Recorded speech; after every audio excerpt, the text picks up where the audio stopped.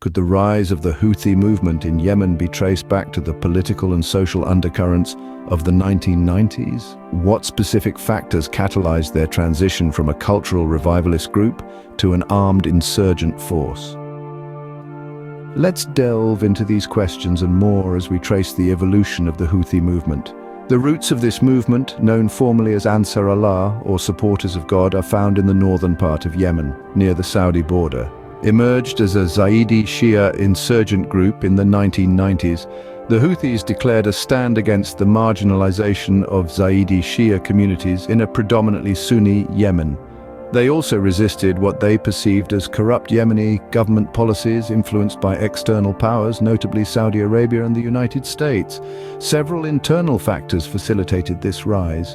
The Zaidi Shia community, which had ruled Yemen for over a millennium in various forms, felt marginalized after the establishment of the Yemen Arab Republic in 1962 and the subsequent unification of North and South Yemen in 1990.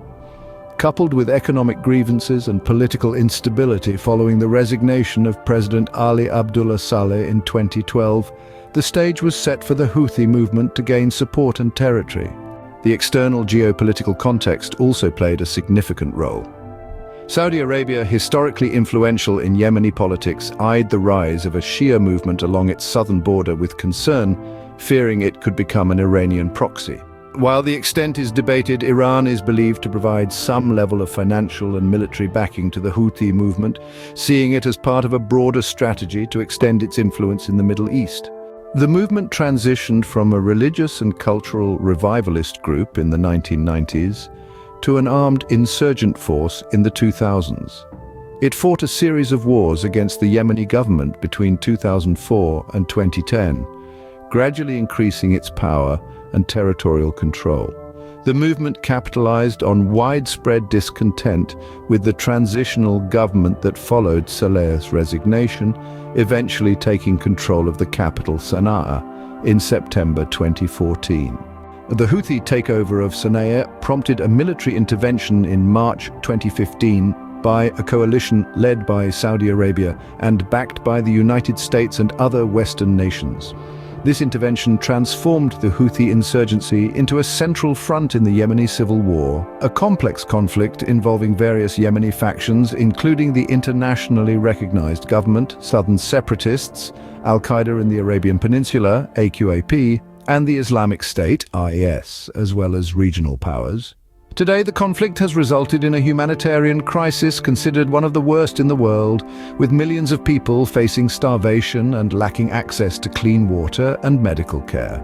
Despite numerous attempts at peace talks and intermittent ceasefires, the war has persisted, with the Houthis maintaining control over large parts of Yemen, including Sana'a. In recent days, the situation in Yemen remains volatile, with sporadic clashes and ongoing humanitarian concerns.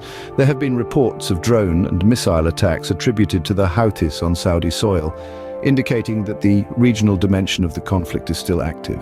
International efforts for peace, including UN-mediated talks, continue, but the road to resolution remains uncertain.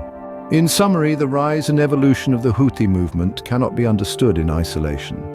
It is a product of internal political and economic grievances, regional power politics, and the broader geopolitical context.